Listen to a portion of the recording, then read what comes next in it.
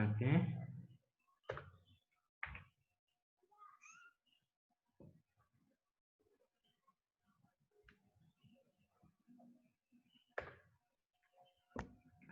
তারপর আরেকটা জিনিস আমরা দেখতে পারি যে pre tensioning of spokes in a bicycle wheel.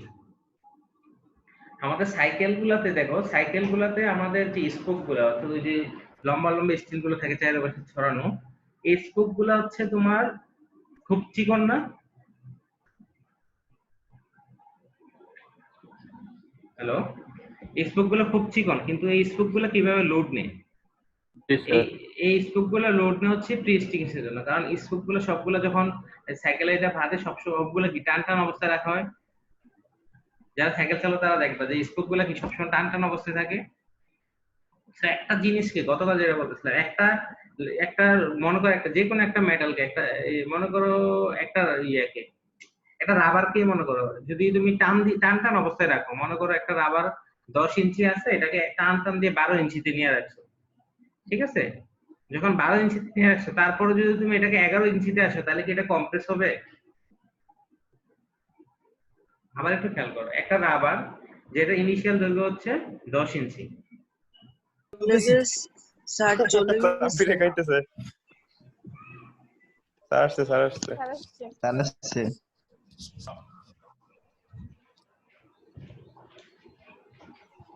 Network সমস্যা। নেটওয়ার্ক সমস্যা, কারেন্ট আসার ফলে ইয়ে চলে, মোবাইলের ওয়াইফাইটা অন ছিল, ওইটা অ্যাক্টিভ হয়ে গেছে। সমস্যা হচ্ছে। আপনার কথা আটকে আটকে আসতেছে স্যার। মোবাইল নেট সমস্যা হচ্ছে। আটকে আসে স্যার।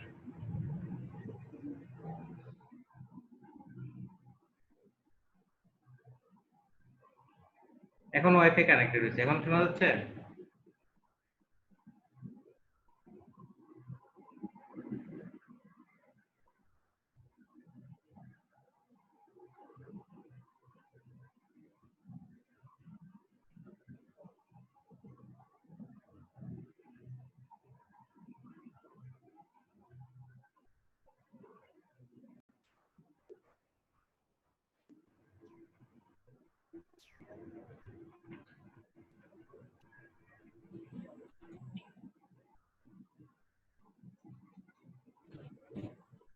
এখন শোনা যাচ্ছে, দেখা যাচ্ছে?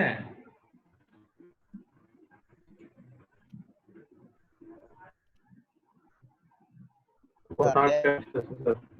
নেট সমস্যা। নেটওয়ার্ক সমস্যা, ওয়াইফাই তো অন আসছে না, কারেন্ট আসছে কিন্তু ওয়াইফাই আসতেছে না।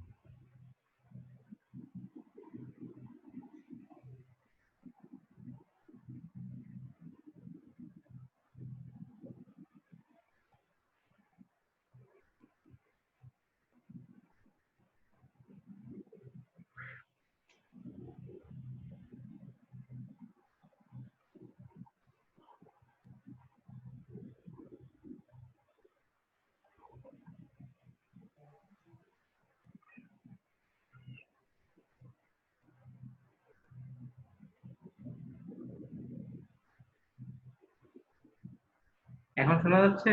দেখা যাচ্ছে? জি স্যার। ওয়াইফাই কানেক্টেড আছে।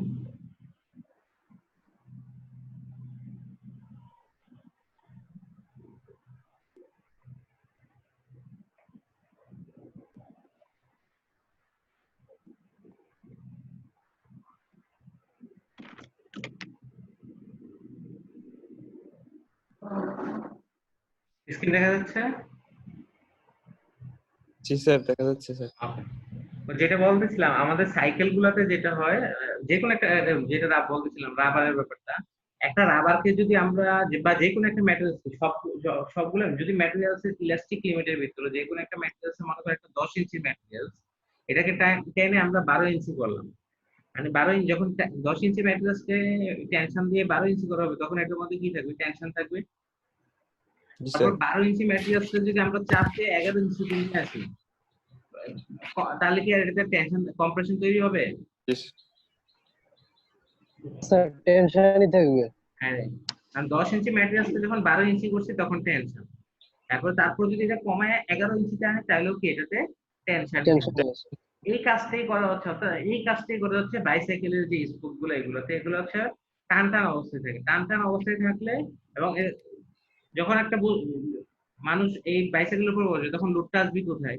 নিচের দিকে। অর্থাৎ নিচের দিকে যে স্পোক গুলো, এগুলো সবগুলো কি হচ্ছে? আসার কথা, কম্প্রেশন আছে কথা। কম্প্রেশন।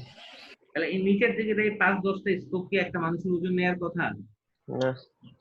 তাহলে কিভাবে নিচ্ছে হচ্ছে সবগুলো স্পোক হচ্ছে টান টান অবস্থায় আছে। টান টান অবস্থায় আছে অর্থাৎ মনে করো এটা নরমাল অবস্থায় 8 ইঞ্চি, এটা 8.5 ইঞ্চি অবস্থা আছে। তারপর যদি কম্প্রেস হওয়ার পরে মনে করো এটা 8.25 ইঞ্চিতে চলে আসে, তাহলেও কি এটা টান টান অবস্থায় থাকবে। তো একটা বস্তু টান টান অবস্থায় থাকলে তো আর এর মধ্যে কি হবে না? কম্প্রেশনে বাকল হবে না, তাই না? জি স্যার। এই কনসেপ্টটা ইউজ করা হয় বাইসাইকেলের হুইলে। তারপরে আমরা আসি আর্লি অ্যাটেম্পটস অফ প্রি-স্ট্রেসিং, মানে শুরুর দিকে প্রি-স্ট্রেসিং এর স্টেপগুলো কেমন ছিল। এটা হচ্ছে পুরোপুরি গত ক্লাসে যে prestressing of structure was induced in late 19th century, অর্থাৎ 1800 শতকের শেষের দিকে এটা ইনডিউস করার চেষ্টা করা হয়েছে। এটাতে প্রথমে কি করা হয়? প্রথমে একটা মানে ফর্মওয়ার্কের মধ্যে স্টিলটা টান টান দিয়ে রাখা হয়। তোমরা যদি এখানে দেখো যে ওই যে প্রথম দিকে রডটা, আমার মাউসটা এখানে দেখো, এই ফর্মওয়ার্কের এক পাশে কি আমার স্টিলটা বেঁধে আরেক পাশ দিয়ে কি ফোর্স দিয়ে টান করে হচ্ছে। এটাই বলছে place and stress the mild steel prior to concreting. Concrete দেওয়ার আগেই মাইল্ড স্টিলটা কি হচ্ছে? টান টান অবস্থায় রাখা হয়েছে। তারপর হচ্ছে তোমার যখন রিলিজ করা হয়েছে, যখন তারপরে কংক্রিটিং করা হয়েছে 28 days করা হয়েছে, ওয়েট করা হয়েছে কিউরিং এর জন্য। তারপর হচ্ছে রিলিজ দা ইয়ার স্ট্রেস, স্টিলের স্ট্রেসটা রিলিজ করা হচ্ছে। তাহলে হচ্ছে কি গতকাল যেটা বলছিলাম, তাহলে কম্প্রেস হয়ে যাচ্ছে। এটা হচ্ছে আর্লি অ্যাটেম্পট। এটা শুরুর দিকে এইভাবে প্রি স্ট্রেসিং করার চেষ্টা করা হয়েছে।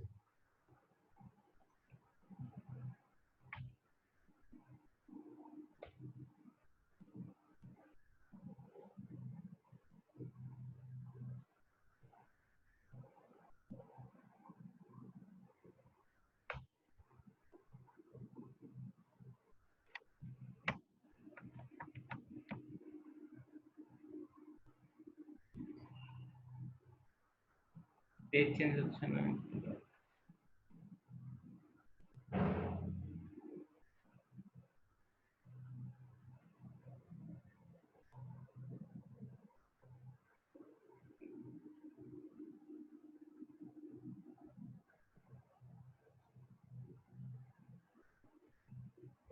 তারপরে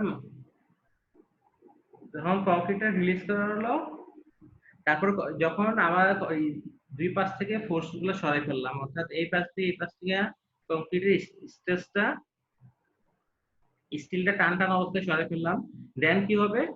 টেনশনটা রিলিজ হবে। The rods will try to regain their original length. রডটা যে টান টান অবস্থায় আছে এটা তার আগের অবস্থায় যাইতে যাবে, but this is prevented by surrounding concrete. আশেপাশে যে কংক্রিট গুলো এটা তাকে বাধা দিবে। Thus, concrete is now effectively in a state of pre-compression. অর্থাৎ কংক্রিটটা এখন আমার effectively pre-compression এ আছে। It is capable of counteracting tensile stress such as arising from load shown in the following scheme. আচ্ছা যাক, এখন যদি এই অবস্থায় থাকে তাহলে কি সে টান টান অবস্থা কংক্রিটটা কমপ্রেস হচ্ছে, এক্সটার্নাল লোড গুলো যখন আসবে এই এক্সটার্নাল লোডের জন্য এই কম্প্রেশনটা হচ্ছে আমার টেনশনটা কিছু রেজিস্ট করবে।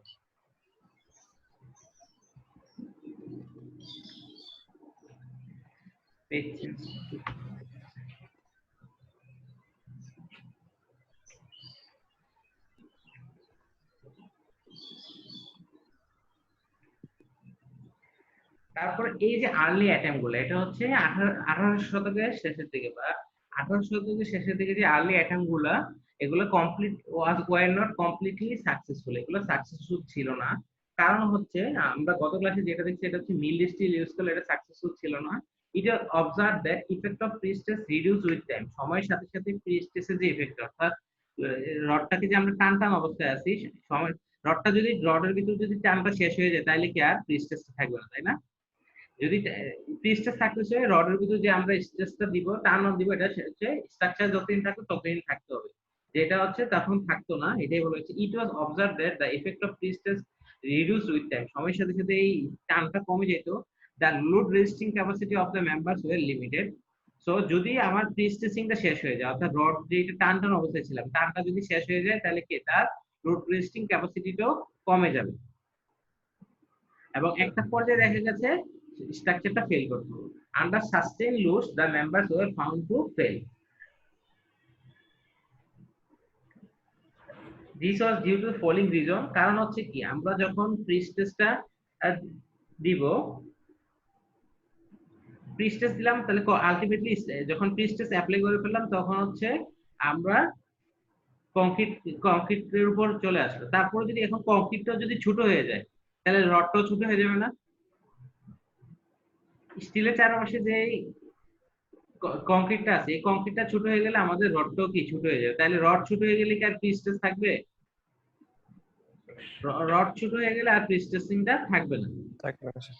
এটাই বলা হয়েছে কংক্রিট সিঙ্কস উইথ টাইম, সময়ের সাথে সাথে কংক্রিটের ভিতর যখন আমরা ঢালাইটা করি বা তখন এর ভিতর কি আমরা পানি দিই, তাই না? এখন এই পানিটা হচ্ছে সময়ের সাথে সাথে কি বাষ্পীভূত হয়ে যাবে, একদম সাথে সাথেই হবে না, কারণ হচ্ছে এটার ভিতর কি আমরা এটা পানিটা বেরো আসতে পারে না। কিন্তু একটা স্ট্রাকচার যদি কিউরিং করে এটা যদি 4 বছর 5 বছর পরে যদি আমরা করি ভাঙি, তাহলে ভিতরে কি পানি পাবো?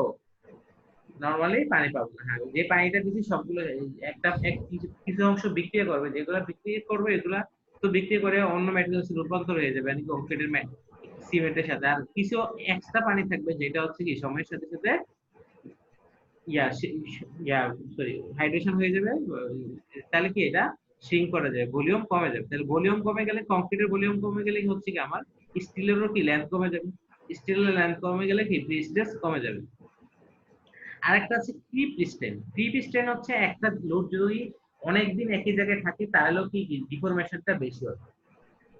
স্বাভাবিকভাবে চিন্তা করো, আমরা যদি কেউ খেলার মাঠে একটা চেয়ার নিয়ে বসি মাটির উপর, ঠিক আছে, তাহলে 10 মিনিট বসলে চেয়ারটা যেই পরিমাণ সেটেল করবে, একদিন বসে থাকলে বা 2 দিন বসে থাকলে কি এর চেয়ে বেশি সেটেল করবে না?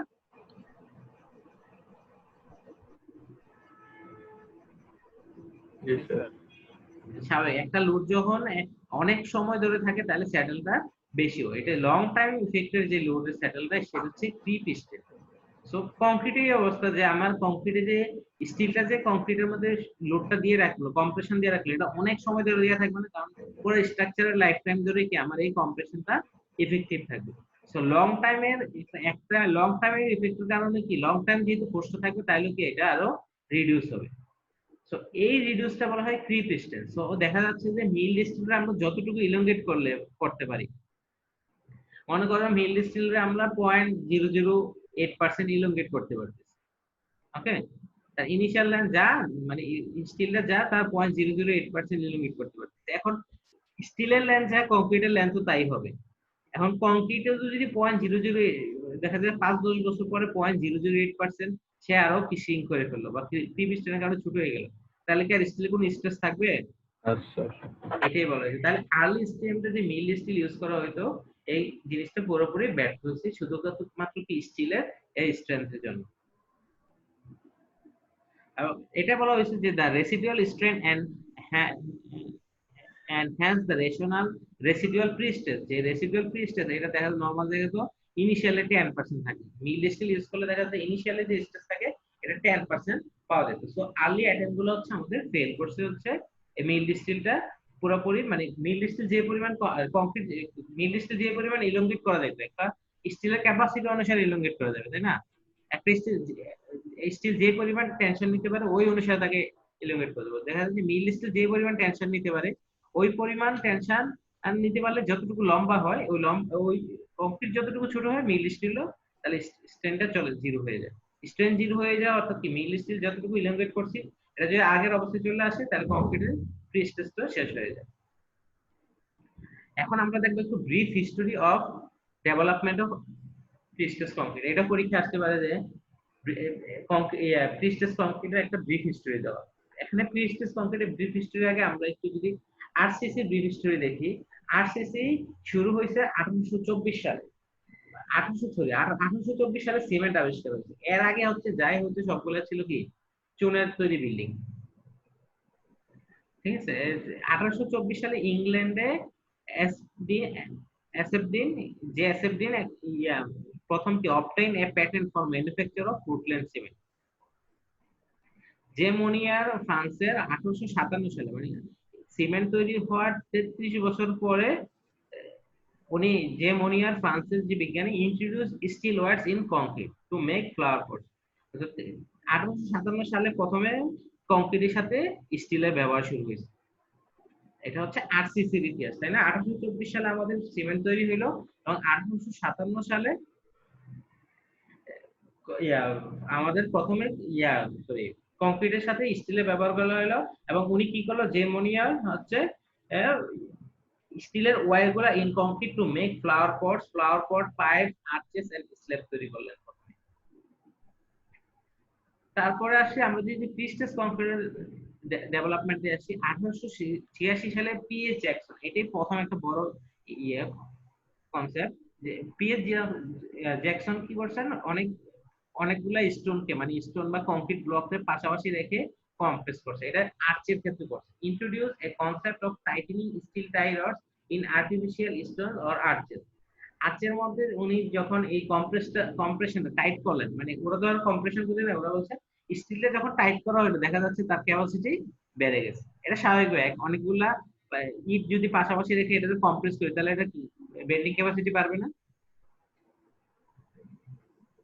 নরমাল কনসেপ্টে দেখো যদি তুমি মনে করো 8-10টা বই নিয়ে দুই হাতে চাপের মধ্যে রাখো দুই হাতের চাপের মধ্যে যদি রাখো তাহলে এটা পড়ে যাবে যদি পড়ে যাবে না আর যদি আমরা যদি 8-10টা বই পাশাপাশি নিয়ে উপরে তুলে রাখি তাহলে এটা পড়ে যাবে যদি একটু চাপ দিয়ে রাখি তাহলে এটা কি ক্যাপাসিটি পারবে না জি স্যার জি স্যার অনেকগুলো বই যদি হাতে নিয়ে রাখি 10টা বইও কি দুই হাতের মাঝখানে নিয়ে আমরা হাঁটতে পারবো না যদি কম্প্রেস অবস্থায় রাখি এইটাই তো প্রিস্ট মানে কি তার থেকে কি আলটিমেটলি বই যদি অনেক 10টা বই একসাথে এটা কি বিম অ্যাকশন হয়ে যাবে না বেন্ডিং হয়ে যাবে বেন্ডিং হয়ে যাওয়ার কিন্তু এটা নরমালি পড়ে যেত যদি চাপ দেওয়ার ফলে কি হচ্ছে এটা টেনশন ক্যাপাসিটি বেড়ে গেছে আর বইয়ের নিচের দিক দিয়ে যেগুলো ছড়ে যেত এগুলো হচ্ছে চাপে আছে ওই কাজটাই উনি করছে হচ্ছে 1886 সালে অনেকগুলো কংক্রিট ব্লকের মাঝখানে টাইট করছে তারপরে ক্যাপাসিটি ইনক্রিজ করছে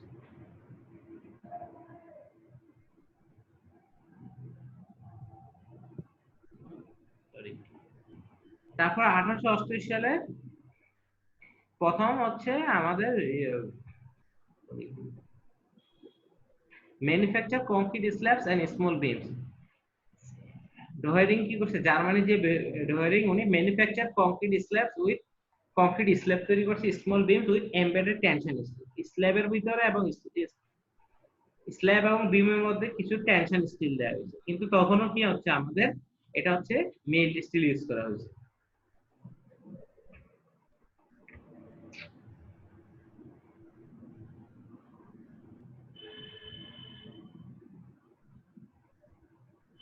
তারপর যদি আসে 1908 সালে তখন দেখা গেল যে সিআর স্টেনার আমেরিকার একজন বিজ্ঞানী রিসার্চার উনি দেখলেন যে recognise losses due to shrinkage and creep 1908 সালে এসে দেখলো যে এটা আসলে একটা লস হয়ে যাচ্ছে মিল স্টিলে যে লস রিকগনাইজ লসেস স্ট্রেসটা লস হচ্ছে ডিউ টু ক্রিপ এবং উনি সাজেস্ট করলো retightening the rods to cover the recover the loss piece.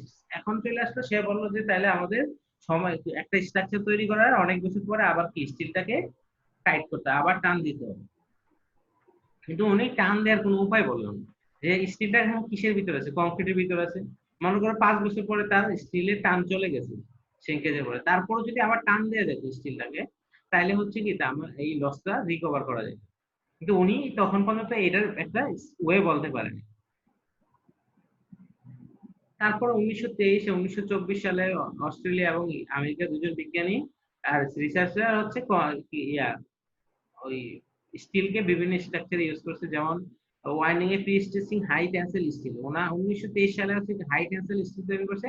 Concrete pipe তৈরি করার ক্ষেত্রে এর চারপাশে হাই স্টিল হচ্ছে ইম্পার্গার হচ্ছে কংক্রিটের চারপাশে প্রথমে হাই টেন্সাইল স্টিল ব্যবহার করছে।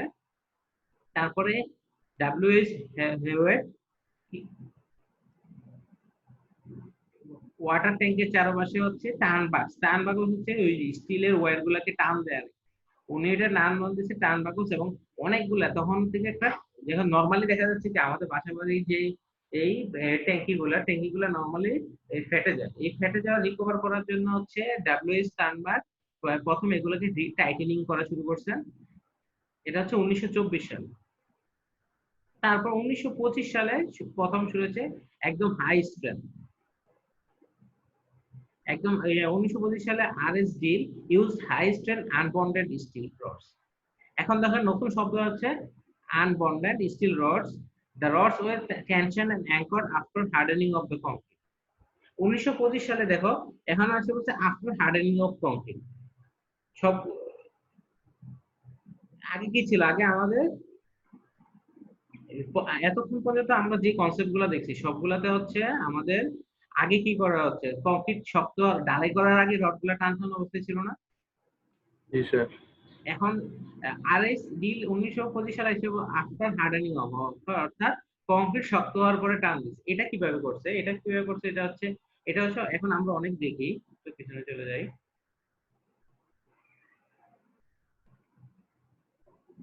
এটা হচ্ছে এই কনসেপ্টটা দেখো। এখন যে বিমগুলো এটাতে কি করেছে, কংক্রিট ঢালাই করার আগে হচ্ছে এটার ভিতরে কয়েকটা পাইপ দেওয়া হচ্ছে। এখানে দেখা যাচ্ছে দুইটা পাইপ,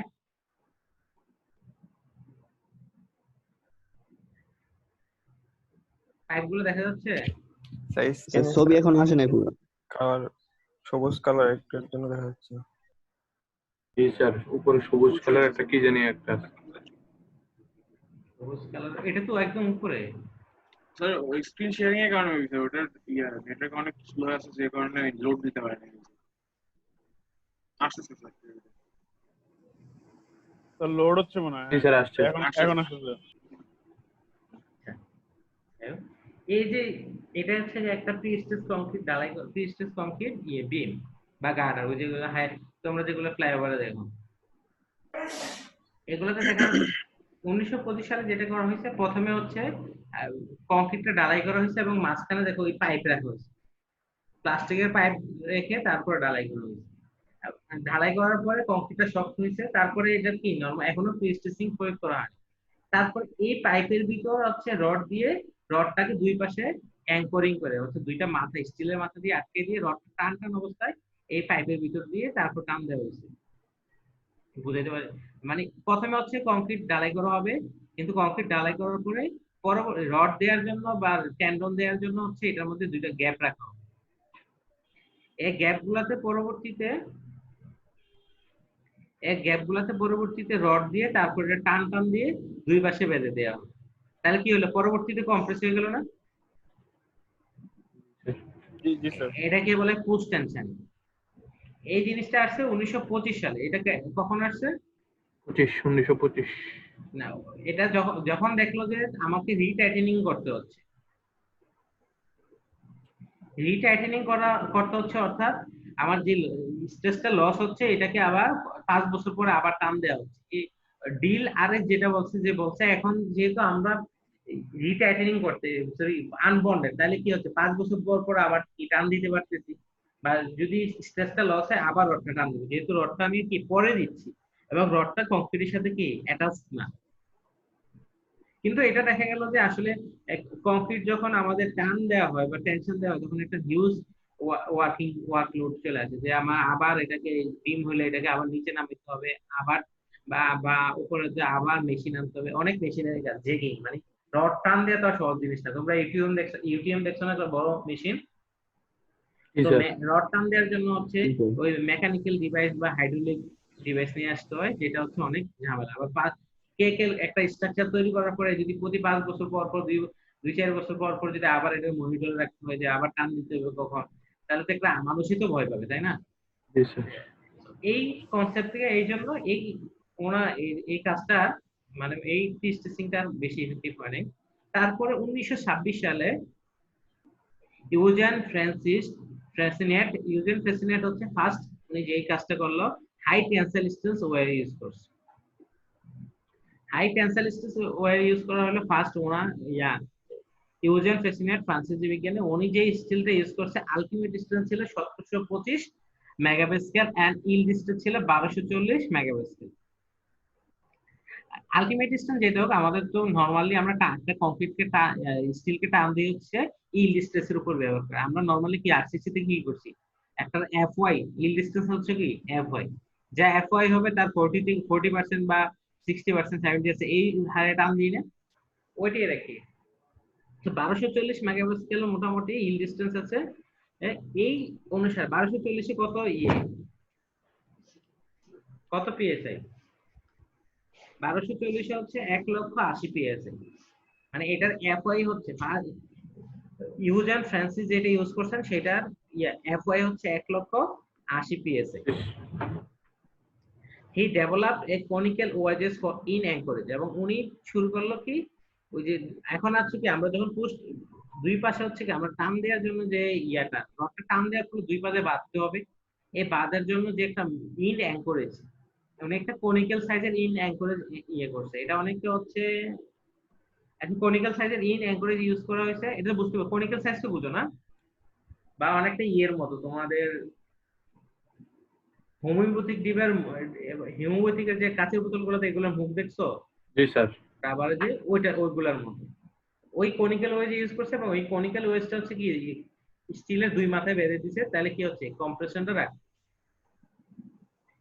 সো উনি যেহেতু ফার্স্ট, ওনার যে প্রথমে আবিষ্কার করা প্রিস্টেসটা, এবং এটা থেকে পরবর্তীতে সার্ভিস দিতে হচ্ছে না যেহেতু হাই স্ট্রেন্থ, সো ওনাকে priestess father of prestressed concrete বলা হয়। এই এতটুকু এটা অবশ্যই মনে রাখবে, ইউজেন ফ্রান্সিসকে ফ্রান্সের যে ইনি রিসার্চার, ওনাকেই ফাদার অফ প্রিস্টেস কংক্রিট বলা হয়।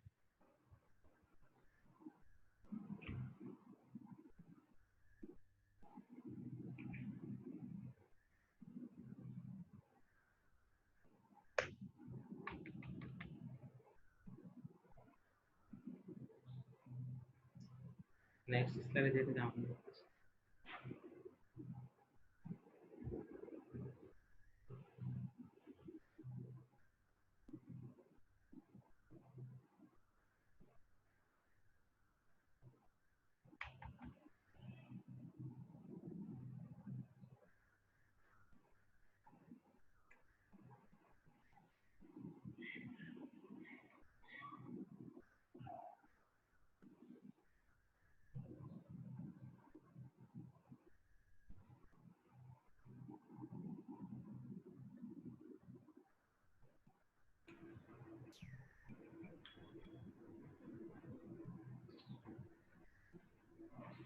নেক্সট স্লাইডে ছবি ছিল, একটু লোডতে করতেছি।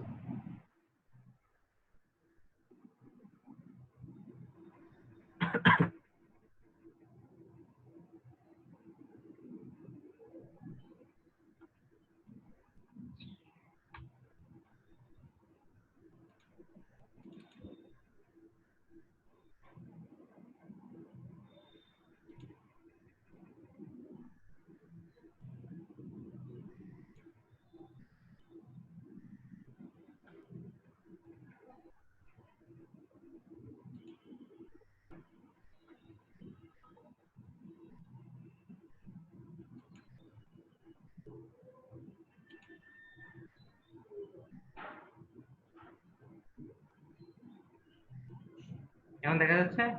জি জি স্যার। স্যার। জি স্যার। আচ্ছা দেখো, এখন প্রশ্ন হচ্ছে why high strength concrete is required in prestress concrete. High strength concrete, এখন শুরু থেকে বলতেছি যে আমাদের মিল্ড স্টিলে এটা কাজ করে নাই, হাই স্ট্রেংথ কংক্রিট ইউজ করা হচ্ছে। এই প্রশ্নের উত্তরটা হচ্ছে এটা, আমরা যখন যা বলছি তাই, concrete আন্ডারগোজ shrinkage and creep with time and average value of concrete strain is 8 into 10^4, অর্থাৎ কংক্রিটের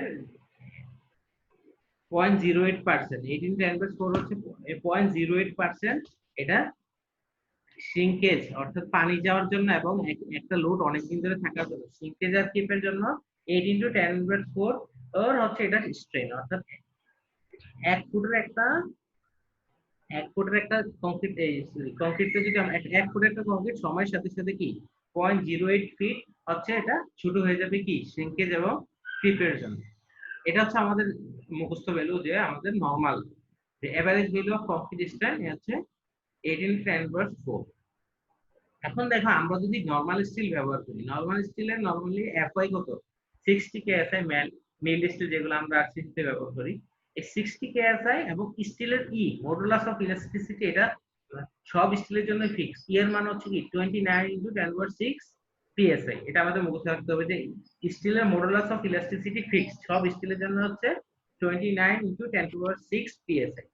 আর নরমাল স্টিলের এফআই হচ্ছে 60 কেএসআই। এখন আমরা নরমাল স্টিলটাকে যদি তার 40% এ ইলোংগেট করি, যদি ডাব্লিউএসডি করি 40% এ করি স্ট্রেস দিই, তাহলে কত দিতে পারবো? 60 কেএসআই 40% হচ্ছে 24 কেএসআই। অর্থাৎ এই স্টিলটা আমরা যখন ব্যবহার করব 24 কেএসআই পর্যন্ত টেনশন দিতে পারবো। এখন বস্তুটা যদি 24 কেএসআই টেনশন দেয়, তাহলে এটা কতটুকু ইলোংগেট হবে? 24 কেএসআই করেসপন্ডিং না? তো দেখো স্ট্রেস স্ট্রেন ডায়াগ্রামে ই এর মান, যে ই হচ্ছে কি স্ট্রেস আর স্ট্রেনের অনুপাত না, এই ই এর ভ্যালুটা হচ্ছে কি স্ট্রেস স্ট্রেন কার্ভের অনুপাত। তাই না? স্ট্রেস মানে এটা যদি আমরা স্ট্রোক ধরি লম্ব বাই ভূমি, লম্বতে আছে স্ট্রেস আর ভূমিতে আছে স্ট্রেন। তো আমরা ই সমান লিখলাম স্ট্রেস বাই স্ট্রেন, বা সিগমা বাই এপসাইলন অথবা এফএস বাই এপসাইলন। তাহলে এখান থেকে আমরা যদি এপসাইলন এর মান পাই, এফএস এর মান জানি আমরা 24 কেএসআই, এ এর মান জানি কি 29/6 পিএসআই। সো এটা যদি আমরা সেম ইউনিটে 24 কেএসআই কে যদি পিএসআই তে বসাই, তাহলে দেখা যাচ্ছে যে স্টিলটা যে পরিমাণ ইলংগেশন হলো সেটা হচ্ছে 8.27 into 10^4, অর্থাৎ 0.0827% ইলংগেট হলো, বা স্ট্রেন ভ্যালু হচ্ছে 8.27 into 10^4। এখন দেখো এই কংক্রিটটা তাহলে এতটুকু ইলংগেশন হলো, কিন্তু এখন যদি আলটিমেটলি আবার এই কংক্রিট সরি এই স্টিলটা ইলংগেট হলো 8.27 into 10^4, কিন্তু কংক্রিটটা কতটুকু ছোট হয় সময়ের সাথে সাথে 8 into 10^4। তাহলে আমার 8.27 থেকে 8টা বিয়োগ করে দিতে হবে না? আলটিমেটলি রিমেনিং সময় ধরো 5 বছর পর হিসাব করি, তাহলে রিমেনিং ইলংগেশন কত থাকবে? 8.27 into 10^4 minus 8 into 10^4, তাহলে 0.27 into 2, তাহলে ইফেক্টিভ থাকলে কত? 0.27 ইলংগেশন, তাই না? 0.27 into 10^4 ইলংগেশনটা আমাদের ইফেক্টিভ থাকলো। তাহলে স্যার স্যার এই বিয়োগটা বুঝি নাই স্যার, 8 into 10^4 স্যার। স্টিলটা দেখো, স্টিলটা যখন এটা আমরা average volume of concrete is একটু বলতে চাই, স্টিলটা যখন টান দিলাম, জি স্যার। এটা লম্বা হইলো কত? 0.0827%, বা 8.27 into 10^4, এটা জি, স্যার। স্টিলটা কি লম্বা হইলো। লম্বা স্যার। আর আমরা জানি কংক্রিটটা সিঙ্কেজ আর কিপের জন্য ছোট হয়ে যায়, 4-5 বছর পরে ছোট হয়ে যায় 8 into 10^4। হ্যাঁ, জি, স্যার। তাহলে 5 বছর। এখন ইনিশিয়ালি তো আমার স্টিলটা টান অবস্থায় থাকলে 8.27, জি স্যার। এবং ইনিশিয়ালি স্টিল আমার স্ট্রেস থাকলো কত? 24 কেএসআই, তাই না? 24,000 পিএসআই থাকলে ইনিশিয়ালি। জি স্যার। এখন সময়ের সাথে সাথে যদি কংক্রিটটা কমে যায়, স্টিলটা কমে যাবে না? যেহেতু জি স্যার, জি কংক্রিটের স্যার, স্টিল বুঝছি। একসাথে যদি কমে গেলে দেখা যাচ্ছে যে যদি পরে কংক্রিটটা 8 into 10^4 কমে যায়, তাহলে আমার এই স্টিলটাও কি 8 into 10^4 কমে যাবে, তাহলে স্টিলের স্যার। ইফেক্টিভ টার্ম থাকবে কত? 0.27 into 10^4। 4 জি স্যার, ক্লিয়ার স্যার। তাহলে যদি টার্ম কমে যায়, তাহলে এর মধ্যে কি হয়ে যাবে? স্লাইড চেঞ্জটা একটু ঝামেলা করতেছে, ওয়েট করতে হবে।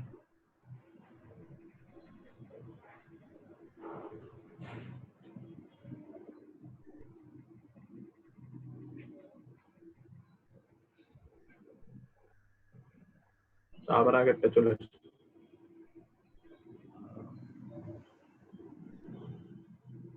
স্ক্রিন শেয়ার অফ করে আবার দিতে হবে।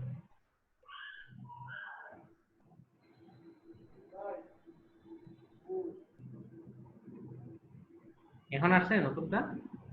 জি স্যার, তেরো জি নম্বর স্যার। আসছে। তাহলে এখন আমার রিমেইনিং স্ট্রেন হচ্ছে 0.27 ইনটু 10^4। তো এটার জন্য স্ট্রেস কত হবে? তাহলে স্ট্রেসটা কমে যাবে না? এখন তো আর 24 কে আছে, স্ট্রেস থাকবে না স্টিলে।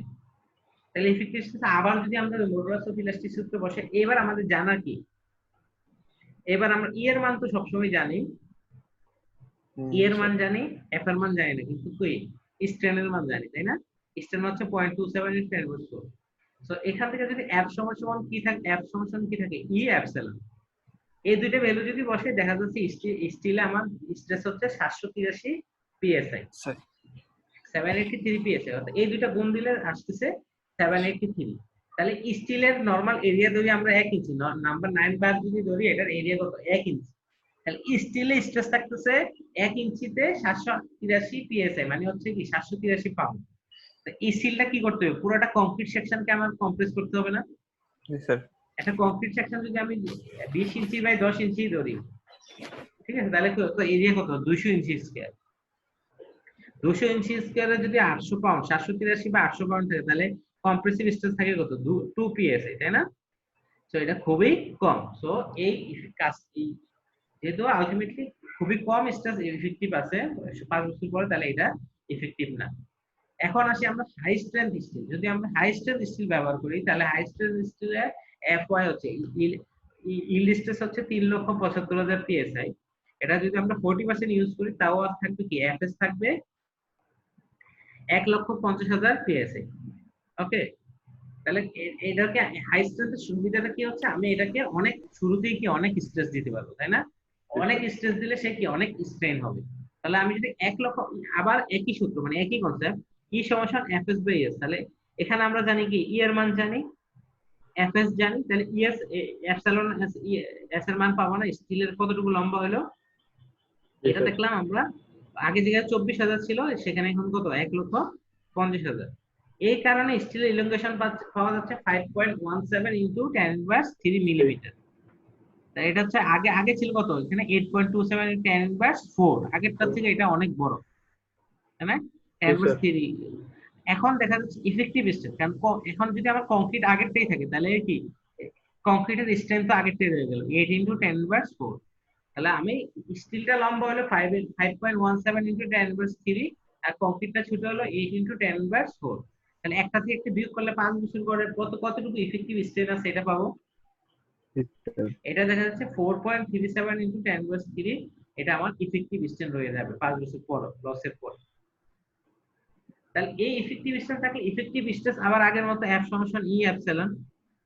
এখানে যদি বসাই ই এর মান জানি কত আমরা, 29 ইনটু 10^6, আর এপসিলনের মান এখন দেখলাম 4.37 ইনটু 10^3। সো এই দুইটা যদি গুণ করি দেখা যাচ্ছে 1,26,800 পিএসআই থাকে। সো লসের পরও 1,26,800 পিএসআই থাকে। এখন এটা কংক্রিটের সেকশন যদি আমার 200 পিএসআই হয়,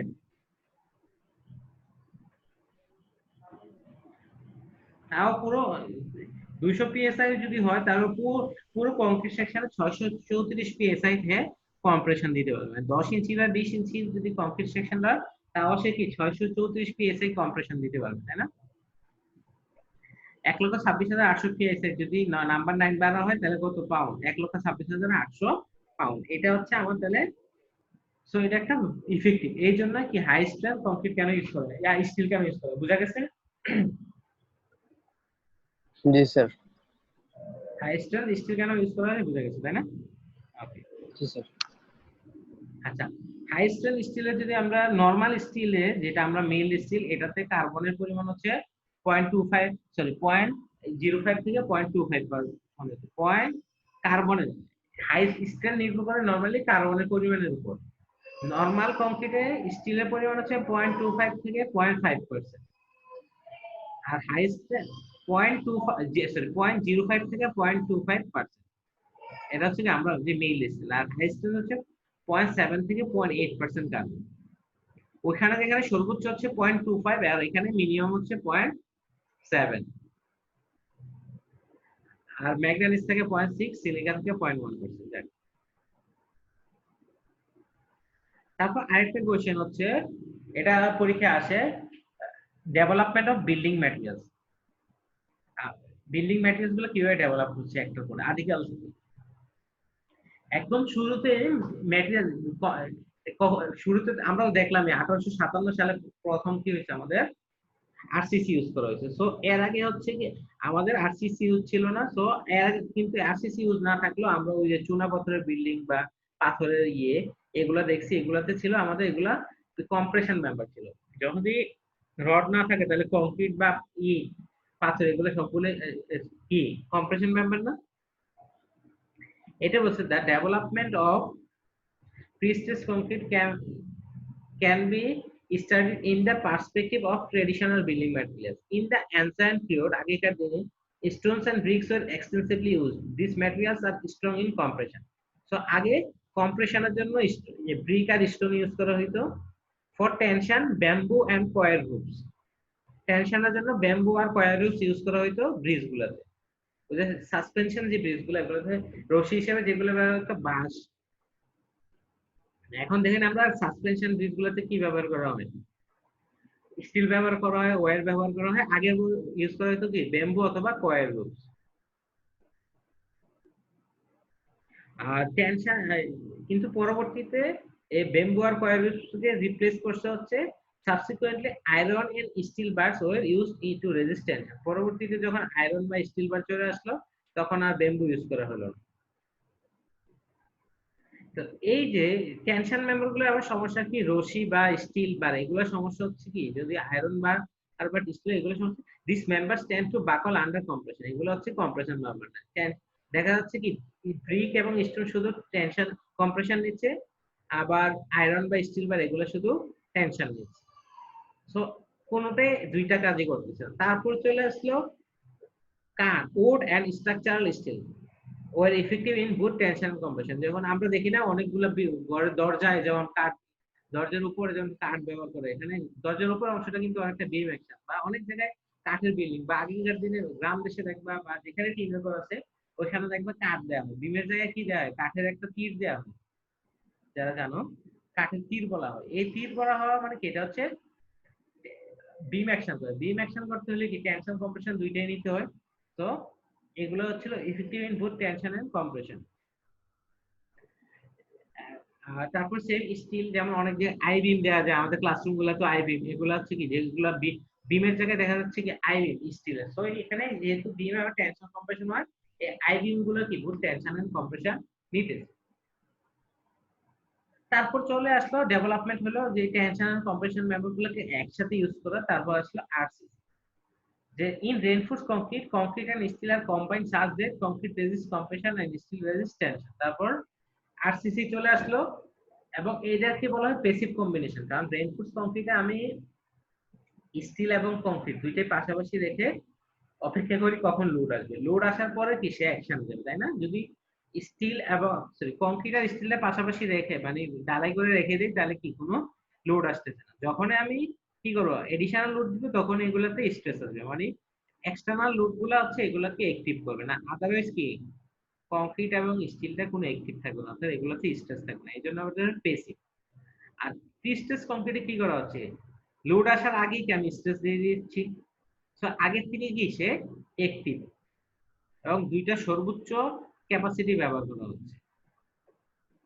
আমার দেখো কংক্রিটটা কি কিছুটা টেনশন নিতে পারে কিছুটা কম্প্রেশন নিতে পারে। আমি এখানে কি দুইটা সর্বোচ্চ ক্যাপাসিটি ইউজ করতেছি, বা এডিশনাল লোড আসার আগেই কি আমি এটাকে কম্প্রেস করে ফেলতেছি। সো এটাকে বলা হয় অ্যাক্টিভ কম্বিনেশন। অর্থাৎ দুইটাই যদি একসাথে দুইটাই যদি ইফেক্টিভ কাজ করে টেনশন কম্প্রেশনের জন্য, সেটা হচ্ছে অ্যাক্টিভ। তো আমরা একটা চার্ট দেখবো ম্যাটেরিয়ালস কিভাবে ডেভেলপমেন্ট হয়েছে। ইনিশিয়ালি আগেকার দিনে কম্প্রেশনের জন্য ইউজ করা হতো স্টোনস এন্ড ব্রিক্স, আর টেনশনের জন্য ব্যাম্বু এবং রোপস। তারপর টেনশন এবং কম্প্রেশন দুইটার জন্য ব্যবহার করা হতো কাঠ, টিম্বার। কম্প্রেশন ব্যাপারটা কিভাবে ডেভেলপ হলো, ইনিশিয়ালি যখন স্টোন ইউজ করা হলো তারপর থেকে দেখা গেল যে স্টোনের সমস্যা কি স্টোন তো আমার ইচ্ছা মতো সাইজে পাবো না, তাই না? এটা বড় সাইজের দরকার, বা এইগুলা কি আমরা পাথর বা ইটও তো আমরা কি একটা বড় ব্লক হিসেবে পাবো না। যে সাইজের দরকার সেই সাইজে পাবো না। তারপরে এটা থেকে ডেভেলপমেন্ট হয়ে কংক্রিট আসলো, যে আমি ইচ্ছে মতো সাইজের একটা কম্প্রেশন মেম্বার তৈরি করতে পারতেছি। টেনশন আছে বলে বেম্বো এবং রুপসের পর স্টিল বার্স এন্ড ওয়েট চলে আসলো। টিম্বারও ডেভেলপমেন্টের পর স্ট্রাকচারাল স্টিল চলে আসলো। এখন দেখা গেল যে কংক্রিট কম্প্রেশন নিচ্ছে, স্টিল বারটা টেনশন নিচ্ছে। এই দুটো যদি পাশাপাশি বসে ফেলাই তাহলে কি আমরা টেনশন আর কম্প্রেশন দুইটাই নিতে পারতেছি। যেটা বলা হচ্ছে যে কংক্রিট এবং স্টিল বার দুইটাই কি হচ্ছে আমার টেনশন, এটা কম্প্রেশন, কংক্রিট কম্প্রেশন নিচ্ছে, স্টিল টেনশন নিচ্ছে, দুইটা পাশাপাশি বসালে প্যাসিভ কম্বিনেশনে রিইনফোর্স কংক্রিট হচ্ছে, যেটা আবার কি কম্প্রেশন এন্ড টেনশন নিচ্ছে। তারপরে ডেভেলপমেন্ট হলো হাই স্ট্রেংথ কংক্রিট এবং হাই স্ট্রেংথ স্টিল। এটাকে অ্যাক্টিভ কম্বিনেশন, অর্থাৎ যদি এটা পুরোপুরি ফোর্স গুলো ইউজ করি তাহলে এটা প্রিস্টেস কংক্রিট। এটা পরীক্ষা ইম্পর্টেন্ট, দু একবার পরীক্ষা আসছে যে ডেভেলপমেন্ট অফ বিল্ডিং ম্যাটেরিয়ালস একটা ডায়াগ্রাম মতো, এবং এই বর্ণনাটা দেব। তারপরে আসছে আমরা দেখবো আজকে অ্যাডভান্টেজেস অফ প্রিস্টেসিং। প্রিস্টেসিং করলে আমাদের সুবিধাটা কি? এটা হচ্ছে high span to depth ratio. Normally যদি দেখো আমরা আরসিসি তে, এইটা বাদ দাও, তোমরা আরসিসি তে দেখছো একটা বিম যদি 10 ফিট হয় তার সাধারণত ডেপথ কত ফিট, কত ইঞ্চি হয়? শুনতেছো? হ্যালো, জি স্যার। স্যার একটা বিম যদি 10 ফিট হয় তাহলে ডেপথ কত ইঞ্চি হয়? 10 ইঞ্চি থেকে 12 ইঞ্চি, জি স্যার। এরকমই তো পড়ছি আমরা, তাই না? 10 ভাগের 1 ভাগ ক্লাসে প্রায়। তো এখন যদি মনে করো আমরা ইয়া তৈরি করতেছি, একটা ফ্লাইওভার তৈরি করতেছি, এখন ফ্লাইওভার স্প্যান গুলো কত? 100 ফিটই মনে করো। 100 ফিট যদি একটা স্প্যান হয়ে থাকে তাহলে এটা থিকনেস, বিমের থিকনেস কত হতে হবে? নরমাল আরসিসি হলে 100 ফিটে 10 ভাগের 1 ভাগ দিলে 10 ফিট, তাই না? 10 ফিট। 10 ফিট দিলে দেখা যাচ্ছে কি আমার নিচে আবার গাড়ি ঘোড়া চলতে হবে, ব্রিজ যেমন অনেক উপরে চলতে হবে, তাই না? জি স্যার। আর 10 ফিট যদি দেই কংক্রিট, 10 ফিট হলে কংক্রিটের সেলফ ওয়েট তো অনেক চলে আসবে না? তো এইসব ক্ষেত্রে দেখা যাচ্ছে যে আমাদের আরসিসি ইউজ করা যাচ্ছে না, কারণ হচ্ছে এখানে হিউজ কস্টিং চলে আসবে। এইসব ক্ষেত্রে হচ্ছে প্রিস্টেস কংক্রিট করলে দেখা যাচ্ছে এরা আমাকে 10 ফিট না দিয়ে 4 ফিট দিলে হয়ে যাচ্ছে। এটা আমরা পরে যখন ডেপথে যাব তখন দেখবো কিভাবে 10 ফিটের জায়গায় 4 ফিট হয়। দেখ এখন দেখো যে তোমরা বা যে ফ্লাইওভার গুলো আমরা যেগুলো দেখি সবগুলার স্প্যান কত? সবগুলো মোটামুটি 100 ফিট করে স্প্যান, কিন্তু ডেপথ হচ্ছে বিমে 4 ফিট 5 ফিট। কিন্তু আরসিসি এগুলা সবগুলোতে কি হচ্ছে প্রি স্ট্রেসিং করা হচ্ছে, এই জন্য স্যার মানে ইয়া কম। ডেপথ কমাই দিতে পারে। জি স্যার। লার্জ, এটা বলছে large span possible with pre stressing bridges buildings with large column pre stress. Typical values of span to depth ratio in slab. যদি আমরা নন প্রি স্ট্রেস করি তাহলে স্ল্যাবের এর স্প্যান টু ডেপথ, স্প্যান যা হবে তার ডেপথ হবে 28 ভাগের 1 ভাগ। আর যদি ইয়া প্রিস্টেস করি তাহলে তার যে স্প্যান দিব, মনে করো 100 ফিট 45 ফিট স্প্যান হলে তার ডেপথ হবে 1 ফিট। আর এখানে যদি 45 ফিট স্প্যান হয় ডেপথ প্রায় কি 2 ফিট চলে আসবে। যদি প্রিস্টেস নন প্রিস্টেস করি তাহলে প্রিস্টেস করলে কি হচ্ছে আমার স্প্যান টু ডেপথ রেশিওটা কি কম হচ্ছে। তারপরে আমরা পরীক্ষা এটাও আসতে পারে অ্যাডভান্টেজেস অফ প্রিস্টেসিং স্ট্রাকচার। তো একটু আগে দেখলাম এখানে পয়েন্ট আগে দেয়া আছে রিডাকশন অফ মেম্বার থিকনেস, মেম্বারের থিকনেস কম লাগতেছে, যেহেতু রিডাকশন অফ ডিফ্লেকশন, যেহেতু প্রিস্টিসিং করে কি আমি এটা ক্যাম্বার আপ করে দিচ্ছি, ওটা শুরুতে কি সে উপরের দিকে ডিফ্লেক্টেড, তাই না? সো লোড আসার পরে সে ডিফ্লেকশনটা অবশ্যই কম হবে। আগে তো যেহেতু ক্যাম্বার আপ করে দিচ্ছি অর্থাৎ উপরের দিকে ডিফ্লেকশন দিচ্ছি, যে আস্তে আস্তে নিজের জায়গায় আসবে, তারপরে নিচের দিকে ডিফ্লেকশন, তো ডিফ্লেকশনটা কমবে। আর একটা হচ্ছে রিডাকশন অফ বিল্ডিং হাইট। একটু ফ্লাইওভারে যেটা বললাম, যেহেতু আমার যদি 10 ফিট ইয়া লাগতো, আমার বিমে ইয়া গার্ডার গুলো 10 ফিট দরকার হতো, তাহলে কি করে হতো আমার ইয়া হাইট গার্ডার ইয়া সরি ফ্লাইওভারটা অনেক উঁচাই করতে হতো নিচে ক্লিয়ার স্পেস রাখার জন্য। তো যেহেতু আমার সাইজ কমে গেছে তো হাইটও কি কমে গেছে। সিমিলারলি বিল্ডিং এর ক্ষেত্রে যদি আমার বিম গুলো অনেক বড় হইতো তাহলে কি আমার হাইটটা বাড়াই দিতে হতো। তো প্রিস্টিস করার ফলে এটা reduction in building height, reduction of building weight. যেহেতু আমার ডাইমেনশন কমে গেছে, কংক্রিটের ডাইমেনশন কমে যাওয়া মানে হচ্ছে কি বিল্ডিং এর ওজন কমে যায়, বিল্ডিং এর ওজন কমে গেলে হচ্ছে কি আমার ফাউন্ডেশনও সেভিং হচ্ছে, তাই না?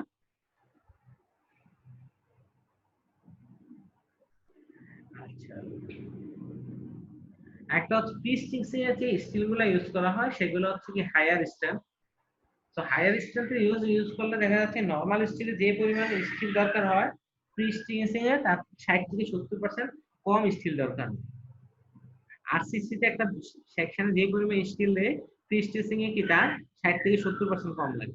60 থেকে 70% কম থাকলে কি আমাদের অনেক জায়গা থাকে না, এই জায়গায় সুবিধা হচ্ছে কি এমইপি শব্দ হচ্ছে আমরা যখন মানে ফিল্ডে কাজ করতে যাব তখন দেখব এমইপি ড্রয়িং।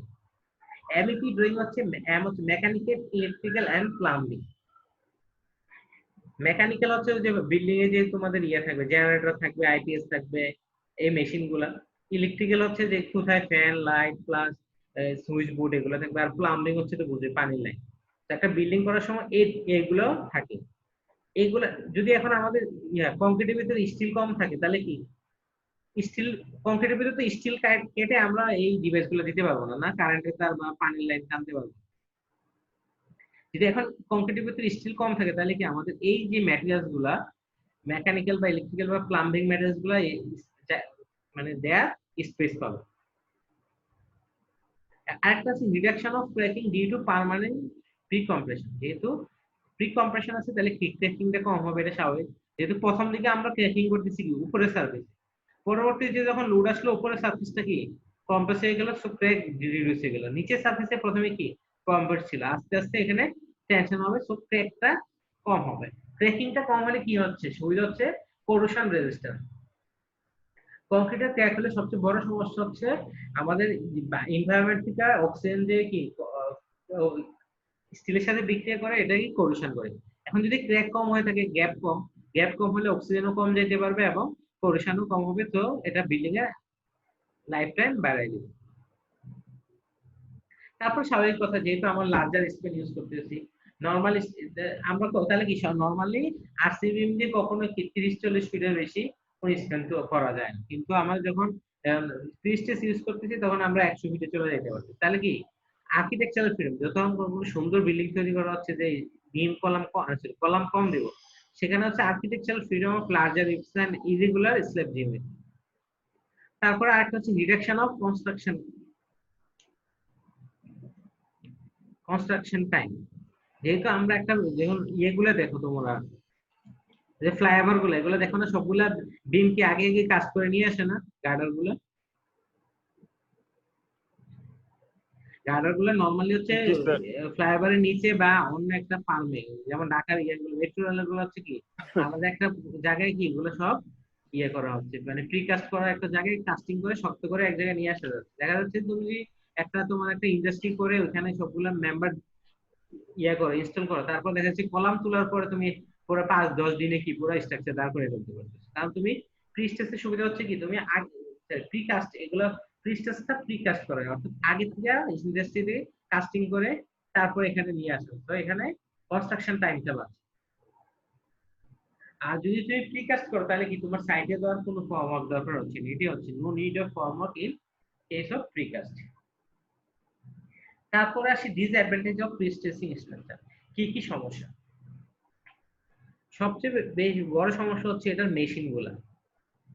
প্রিস্টেসিং করতে হলে অবশ্যই কি স্টিলটাকে আমরা যেখানে প্রিস্টেসিং করবো সেখানে কি স্টিলটাকে টান দিতে হবে। টান দিতে হলে কি একটা জ্যাকিং মেশিন দরকার হয়।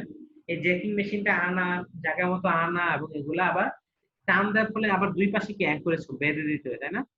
রডটা বাইরে দিতে হয়, যখন পুশ টেনশনিং করি তখন কি রডটা বাদ দিতে হয়। তাহলে এইগুলো অ্যাঙ্ক করে, যেগুলোতে কস্টিং বেশি প্লাস এই সফিস্টিকেটেড ম্যাটেরিয়াল মেশিনারিজ। তারপর হচ্ছে যারা ডিজাইন করবে, এটাই বলা হচ্ছে advance technical knowledge and strict supervision is important. এটা বুঝতে পারছো, প্রিস্টেস করা যেহেতু হাই লেভেলে শিখতেছো, তো অ্যাডভান্স এন্ড স্ট্রিক্ট সুপারভিশনটা খুবই ইম্পর্টেন্ট, কারণ এটা তোমার দেখা যায় না যে তুমি প্রিস্টেস ঠিক করছো, স্টিলটা কতটুকু টান দিছো এটা তুমি দেখতে পারবা না। যদি একবার টান দিয়ে ছেড়ে দাও তারপর আর দেখতে পারবো না আসলে কি।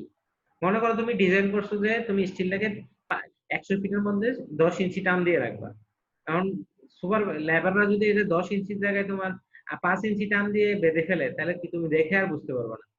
যখন টান দিয়ে তখন দেখতে পারবে, রিডিং দেখতে পারবে কত ইঞ্চি বড় ইলোংগেট করছে। তো পরবর্তীতে আর দেখার উপায় থাকে না। এই জন্য কি স্ট্রিক্ট সুপারভিশন, কাজের সাথে সাথে কি ইঞ্জিনিয়ারের থাকতে হবে। For concrete prestressing high tensile reinforcement bar are needed. এখন হাই স্টিল স্টিলগুলো তৈরি করা এগুলো হচ্ছে একটু দামি, এটাই বলেছে। For concrete prestressing high tensile reinforcement bars are needed which cost greater then generally used mill steel reinforcing bars. আর একটা হচ্ছে হাইলি স্কিল লেবার দরকার। আচ্ছা আমি আর 20 মিনিট 15-20 মিনিট ক্লাস দিতে পারবো। আচ্ছা দেখি মেথডস অফ প্রিস্টেসিং, কি কি মেথডে প্রিস্টেসিং করা হয়। একটা হচ্ছে mechanical jacking or tendons, very popular. Mechanical jacking হচ্ছে আমরা এখন যেটা দেখলাম যে রডটাকে টান দেয়া, জেকিং মেশিন দিয়ে টান দেওয়াটা হচ্ছে কি মেকানিক্যাল জেকিং। তারপর হচ্ছে thermal prestressing by applying of electric heat. এটা হচ্ছে মজার। থার্মাল প্রিস্টেসিং এখানে কোনো মেকানিক্যাল দিয়ে রডটাকে টান দিতে হয় না। রড এখানে কি করা হয়, রডটাকে অনেক গরম করা হয়। রডটাকে গরম করা হলে কি হবে, স্বাভাবিক তাপমাত্রা থেকে যদি অনেক গরম করা হয় সেটা কি ইলংগেট হবে, স্যার নরম হয়ে যাবে। নরম হওয়ার জন্য নরম হচ্ছে বড় হবে না। একটা জিনিসে যখন তাপ দেওয়া হয় সে কি লম্বা হয়। জি স্যার। তো এটা কি করা হয়, ইলেকট্রিক ডিভাইস দিয়ে রডটাকে অনেক গরম করা হয়। গরম করা হলে কি সে বড় হয়। গরম অবস্থা কি সে দুই প্রান্তে বেঁধে ফেলে। তারপরে নরমালি যদি নরমাল টেম্পারেচার চলে আসে তখন কি সে আবার ছোট হইতে যাবে, কিন্তু তখন তো সে দুই পাশে বাঁধা, তখন কি সে চাপটা দিবে কিসে, কংক্রিট। এটা হচ্ছে থার্মাল প্রিস্টেসিং। এটা সুবিধা না স্যার? এটা সুবিধা, কিন্তু এটা তো পুরোপুরি যতটুকু দরকার তোমার যে একটা যতটুকু দরকার এটা সবসময় ততটুকু পারা যায় না। তোমার ডিজাইন হচ্ছে 8 ইঞ্চি, তাপমাত্রা বাড়ায় তুমি ওই যে 8 ইঞ্চিতে যাইতে পারতেছো, তাহলে তার সম্ভব না। আর এটা তো অনেক লং টাইম ধরে যদি তুমি প্রি কাস্ট করো তাহলে দেখা যাচ্ছে কি তুমি কাস্ট করার আগের দিন থেকে কি এটা কি গরম করে রাখতে হবে, এরপরে 28 দিন পর্যন্ত এটা গরম রাখতে হবে, তাই না? শক্ত হওয়ার পরে না তুমি এটা আগের জায়গায় যাবে, ছেড়ে দিতে পারবে হিটটা। আর হিট বন্ধ করলে তো তোমার এটা কি আবার ছোট হয়ে যাবে, কস্টলি অনেক হয়ে যাবে, আবার একটু ঝামেলা, কস্টলি সুবিধাজনক না আর কি। তারপর হচ্ছে pre bending of high strength steel beam and encasing in tensile flange with concrete. এটা হচ্ছে স্টিলটা যদি তুমি ইয়ে করে বাঁকা করে দাও, প্রি বেন্ডিং বাঁকা করে দাও এবং টেনসাইল ফ্লেঞ্জ তো বুঝো উপরের দিকে যদি আমরা এটা বাঁকা করে দেই, স্টিল যেটা আছে এটা যদি বাঁকা করে দেই তাহলে কি হবে, নিচে টেনশন ক্রিয়েট করবে না। একটু যদি আঁকি দাও,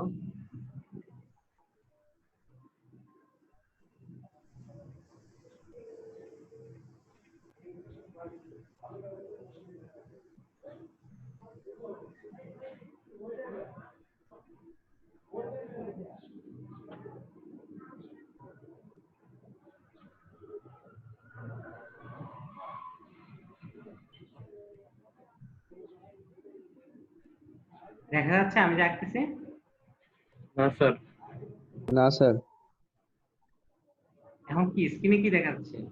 ওই সাইডটা দেখা স্লাইড যাচ্ছে স্যার।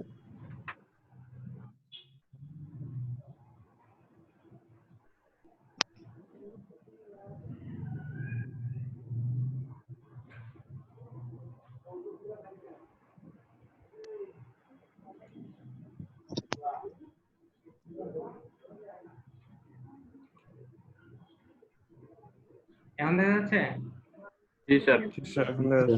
এখন দেখো একটা যে কোনো একটা কংক্রিট সেকশন ঢালাই করার আগে যদি আমি এরকম একটা স্টিল বা হাই স্ট্রেংথ স্টিল বারকে এরকম বাঁকা করে রাখি, তারপর ঢালাই দিই, তাহলে এই স্টিল বারটা কি করবে, মনে করো একটা ফর্মওয়ার্কের ভিতরে আমি কি করলাম, এই স্টিল বারটাকে বাঁকা করে রাখলাম, তারপর ঢালাই দিলাম, তারপরে যদি ঢালাই তারপর ফর্মওয়ার্ক সরাই ফেললে কি হবে, এই স্টিলটা কি হবে, সোজা হইতে যাবে, তাই না?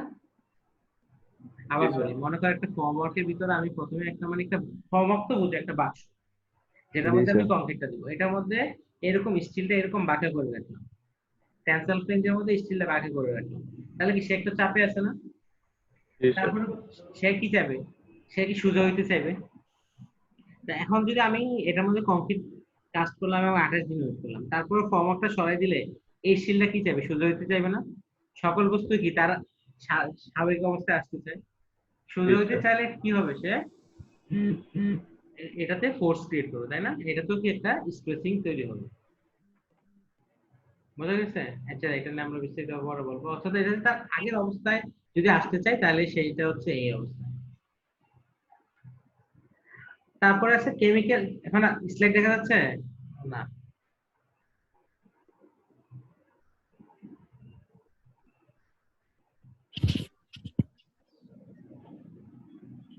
এখন আছে মেথডস অফ, আরেকটা আছে কেমিক্যাল ক্রিস্টেসিং।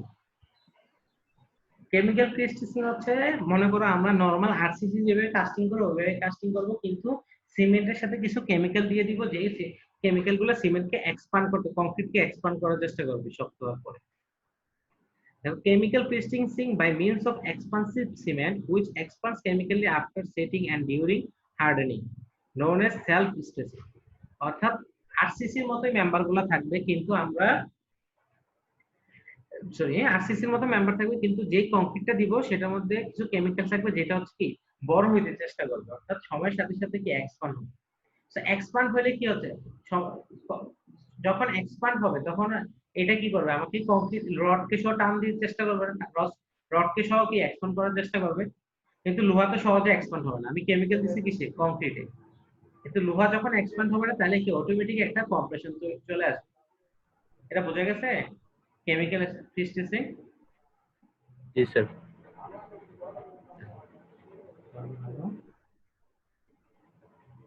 তারপর আছে টাইপস অফ প্রি-স্ট্রেসিং। এগুলো তোমরা বই থেকে একটু বিস্তারিত পড়বে, এই স্লাইডে এভাবে দেখানো নিয়ে না। আমি একটু বলে দিচ্ছি যে এগুলো এই যে এই স্লাইডে যে টাইপগুলো আছে এগুলো বিস্তারিত পড়ো। একটা হচ্ছে এক্সটার্নাল আর ইন্টারনাল প্রি-স্ট্রেসিং। আমরা যদি প্রি-স্ট্রেসিং এর যে মেম্বারটা, এটা যদি প্রি-স্ট্রেসিং এর বারগুলো যদি আমার কংক্রিটের সেকশনের ভিতরে থাকে তাহলে ইন্টারনাল, আর কংক্রিটের সেকশনের বাইরে যদি থাকে তাহলে হচ্ছে এক্সটার্নাল। যেমন দেখো এই ব্রিজের নিচে ছবি আসছে, জি স্যার। এই ব্রিজের নিচে হচ্ছে কি পরবর্তীতে প্রি-স্ট্রেসিং করা হয়েছে, ঠিক আছে? এগুলো হচ্ছে এক্সটার্নাল, এই মেম্বার গুলো হচ্ছে এক্সটার্নাল, হচ্ছে বাইরের দিক দিয়ে প্রি-স্ট্রেসিং করা হয়েছে, এগুলো হচ্ছে এক্সটার্নাল প্রি-স্ট্রেসিং। তারপরে হচ্ছে pre tensioning and post tensioning. Pre tensioning and post tensioning বুঝতে পারছো এখন? আগে করতে হবে স্যার, আগে যে প্রি হচ্ছে প্রি হচ্ছে আগে কংক্রিট ঢালাই করে, আর পোস্ট হচ্ছে আগে একটা পাইপ দিয়ে পরে কংক্রিট ঢালাই করে। জি স্যার। আরেকটা হচ্ছে লিনিয়ার আর সার্কুলার প্রি-স্ট্রেসিং। লিনিয়ার প্রি-স্ট্রেসিং হচ্ছে যে আমাদের প্রি-স্ট্রেসিং আছে আমাদের চারপাশে সবচেয়ে বেশি প্রি-স্ট্রেসিং দেখি কোন মেম্বারে বলো তো? না, আমরা সবচেয়ে বেশি দেখি প্রি-স্ট্রেসিংটা কোন মেম্বারে? সবচেয়ে বেশি দেখি আমরা হচ্ছে ইলেকট্রিক পুলে, এই কারেন্টের যে সিমেন্টের পিলার গুলা, এগুলা দেখো, এগুলাতে রড থাকে কি চিকন চিকন ওয়্যার থাকে না?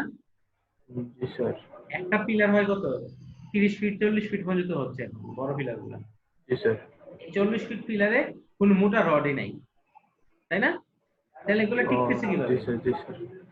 আমরা এমনি পড়তেছি, একটা আরসিসি তে আমরা কল্পনা করতে পারবো এত বড় একটা স্ট্রাকচার আমাদের মোটা রড ছাড়া? এটা সম্ভব হচ্ছে প্রি-স্ট্রেসিং এর জন্য। কারণ কি যখন এই পিলার গুলো তৈরি করা হয় তখন হচ্ছে কি পুরো লম্বা একটা ফর্মওয়ার্ক দিয়ে হচ্ছে কি চারপাশে ওয়্যার গুলো টান টান অবস্থায় থাকে, তারপর ঢালাই করা হয়। মানে প্রি-স্ট্রেসিং করা হয়। সব প্রি-স্ট্রেসিং করার সুবিধাটা কি হচ্ছে, এই স্টিল গুলো সবসময় কি পিলারটাকে কম্প্রেস করে রাখে, এই জন্যই এত বড় লম্বা ইলেকট্রিক পিলার পুল তৈরি করা যাচ্ছে। জি স্যার। স্যার। আরেকটা উদাহরণ হচ্ছে রেলের স্লিপার গুলা। রেলের স্লিপার গুলোতে রেলে যখন একটা, দেখো রেল গাড়ির ওজন অনেক, কিন্তু স্লিপার গুলো কি ডাইমেনশন খুবই ছোট না? জি sir.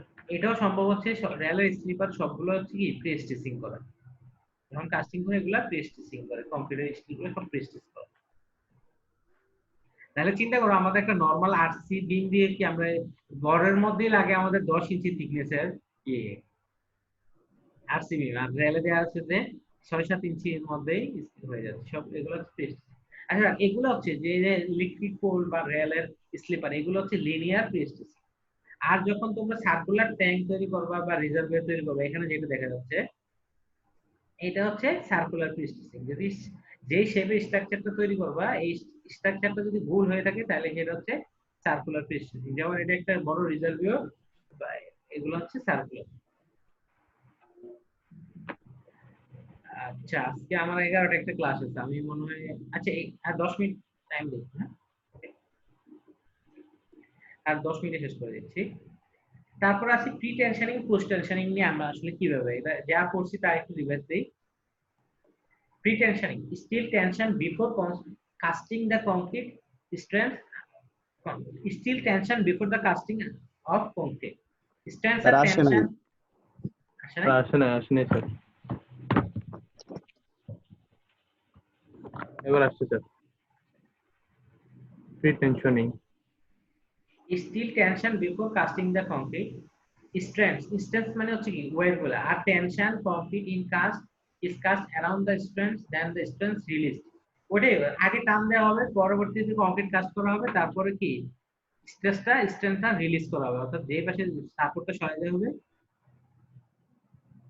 When concrete strengthens required strength, pre-stressing force introduced into concrete by bond. এটা হচ্ছে কি বন্ডের মাধ্যমে। প্রি টেনশনিং অবশ্যই কি বন্ডের মাধ্যমে, অর্থাৎ কংক্রিট আর স্টিলের যে বন্ড এটার মাধ্যমে কি ট্রান্সফারটা হবে স্টিল থেকে কংক্রিট। এখানে এটার স্টেপগুলো যদি আমরা দেখি, প্রথমে কি হচ্ছে, প্রথমে করতে হবে anchoring of tendons against the in abutment, দুইটা সাপোর্টের মধ্যে কি আমাদের টেন্ডনগুলো টান অবস্থায় রাখতে হবে। তারপরে প্লেসিং অফ জ্যাক, দুই পাশে দুইটা জ্যাক দিতে হবে, অর্থাৎ কংক্রিটটা টেনশন নিতে পারে বা যে মেম্বারটা তৈরি করবে দুই পাশে দুইটা কম্প্রেশন নেওয়ার জন্য দিতে হবে। জ্যাক দেওয়া যায় নাও দেওয়া যায়, সেটা আমরা ইগনোর করি, পরবর্তীতে আমরা দেখবো এটা। অ্যাপ্লাইং টেনশন টু দ্য টেন্ডনগুলোকে টান দিতে হবে। তারপর হচ্ছে কাস্টিং অফ কংক্রিট, তারপর যখন কিউরিং শেষ হয়ে যাবে তারপরে কাটিং অফ টেন্ডন। এটা হচ্ছে প্রি টেনশনিং এর স্টেপগুলো। এটা ছবির মাধ্যমে দেখাই। যদি প্রথমে কি করা হচ্ছে, প্রথম ছবিটা আসছে, জি স্যার আসছে স্যার।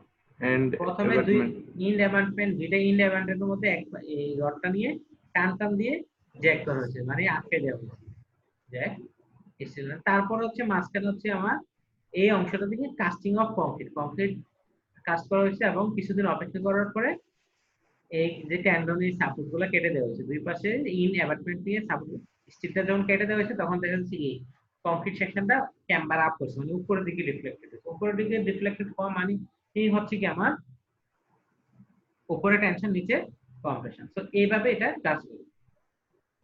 আর পোস্ট টেনশনিং হচ্ছে দেখো এটা হচ্ছে আমরা এটা দেখি, it is usually in situ operation used in large projects such as continuous long span bridge, যেটা হচ্ছে আমাদের মেট্রো রেলে হচ্ছে বড় বড় বিমগুলা ইন সিটু সাইডে অপারেশন করা হচ্ছে। Large use metal shaft to form a duct or use plastic duct instead. যে প্রথমেই ফর্মওয়ার্কের ভিতরে হচ্ছে মেটাল শীট, একটা মেটালের একটা পাইপ অথবা প্লাস্টিকের একটা পাইপ দেওয়া হচ্ছে কি আগে ফর্মওয়ার্কের ভিতরে, তারপর হচ্ছে কাস্টিং করা হচ্ছে। এটা হচ্ছে use small number of large tendons and এখানে যেহেতু আমার যেখানে আমি স্টিচিং করব সেখানে কি আমার পাইপ দিতে হবে। সো এই ক্ষেত্রে করা হয় কি এক জায়গায় অনেকগুলা মানে অনেকগুলা টেন্ডন একসাথে করে দেওয়া হয়, যাতে আমাদের এটা কি পাইপগুলা মাঝখানে যে ছিদ্রগুলা বা গ্যাপগুলা ডাক্টগুলা কম রাখতে হবে। ঠিক আছে, use small number of large tendons as opposite to large number of strands in free tension. Free tension এ কি করা হয়, 10টা যদি 10টা তার দিয়ে free tension করে 10 জায়গায় পজিশন দেওয়া হয়, কিন্তু আমার পোস্ট টেনশনিং এ যত কম দাগ রাখা যায় ততই ভালো। এটাতে সুবিধা হচ্ছে কি প্রি টেনশন হচ্ছে আমার মেইন ট্রান্সফারটা নির্ভর করবে হচ্ছে প্রি স্ট্রেস কংক্রিট এবং স্টিল এবং কংক্রিটের মধ্যে যে বন্ড, এটা বলছে pre tension rely on bond between concrete and steel thus we wish to maximize bond surface. ওইখানে আমার বন্ড সারফেস যত বেশি হবে ততই স্ট্রেস ট্রান্সফার হবে, whereas push tension rely on mechanical angles. push tension এ কি হবে, কোনো বন্ড হবে না স্টিল আর কংক্রিটের মধ্যে কোনো বন্ড হবে না। এটা হচ্ছে দেখো বন্ড হবে না, তাহলে কাজ করবে কি হবে, বন্ড হবে না, কিন্তু দুই পাশে মেকানিক্যাল অ্যাঙ্করেজ দেওয়া হবে, দুই পাশে দুইটা মাথা দিয়ে দেওয়া হবে যেগুলো হচ্ছে কি কংক্রিটকে চাপ দিবে। Push tension we rely on mechanical anchorage at the edge, দুই মাথায় দুইটা মেকানিক্যাল অ্যাঙ্করেজ দেওয়া হবে। এটাতে কি হচ্ছে লার্জ টেন্ডনগুলো খুব মোটা ইউজ করা হচ্ছে, তো লেবার কম দরকার হচ্ছে।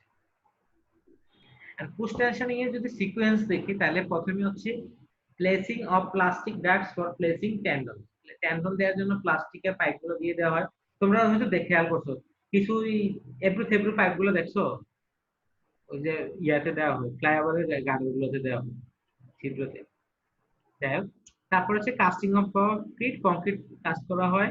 তারপর প্লেসমেন্ট অফ টেন্ডন, তারপরে টেন্ডন দিয়ে তারপরে হচ্ছে অ্যাঙ্করেজ ব্লক দিয়ে জ্যাক করা হয়। অর্থাৎ কংক্রিট ঢালাই করা হয় 28 দিন অপেক্ষা করা হয়, শক্ত হওয়ার পরে যেই গ্যাপ গুলা বা ডাক, ডাক মানে হচ্ছে পাইপ রয়েছে সহজতা, এই ডাক দিয়ে টেন্ডন দিয়ে তারপর টান দিয়ে দুই পাশে ইট অ্যাঙ্করেজ, দুই পাশে দুইটা ব্লক, দুইটা স্টিলের মাথা দিয়ে, স্টিলের মাথা না দিলে কি টান দেওয়ার ফলে আবার চলে যাবে না স্ট্রেসটা, তো দুই পাশে দুইটা মাথা দিয়ে অ্যাঙ্করেজ ব্লক দেওয়া হয় এবং টান দেওয়া হয়, জ্যাক করা হয়, জ্যাক দিয়ে টান দেওয়া।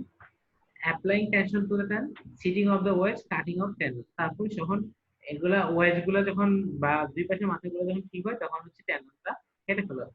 এখন তারপরে এখন কি আনবন্ডেড অবস্থায় আছে না, অর্থাৎ ডাক্টের ভিতরে আছে কি আমার কংক্রিট পাইপগুলা আর স্টিল পাইপগুলা নরমাল অবস্থায় আছে।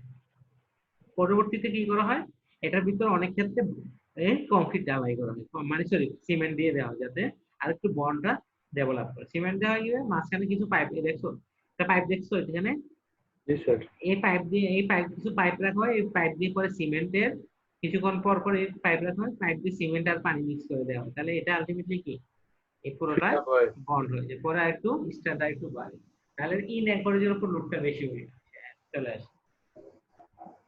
সব জায়গায় করা হয় না, এটা করলে আরেকটা সুবিধা হচ্ছে তোমার ইয়ে হয় পলিউশনটা কম হয়, যেহেতু চারপাশে বাতাস থাকার থেকে কম ইয়ে সিমেন্ট থাকলে কি আমার পলিউশনটা কম, এনভায়রনমেন্টটা কম আসে।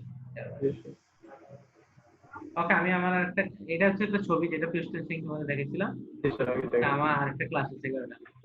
হ্যাঁ, আচ্ছা আরেকটা দেখি, অ্যাপ্লিকেশন অফ, এটা last application of prestressed concrete, এগুলো কোথায় ইউজ করা হয়? ব্রিজে ইউজ করা হয়, বিল্ডিং এ ইউজ করা হয়, বিল্ডিং এ নরমালি ছাদে ইউজ করা হয়, যেহেতু গার্মেন্টস এগুলো না বেশিরভাগ ক্ষেত্রে থাকে হচ্ছে তোমার গার্মেন্টস এর বড় যেগুলো ওই যে লেবার ইয়া করে সিউইং মেশিন থাকে, মানে সেলাই মেশিন যেগুলোতে থাকে, এগুলো অনেক বড় ফ্লোর দরকার হয়, কারণ একজন একটা পার্ট করে আরেকজন আরেকটা পার্ট করে, ওই বড় স্ল্যাব দরকার হলে তখন হচ্ছে কি ওই গার্মেন্টস স্ল্যাব গুলোতে প্রিস্টেসিং করা হয়।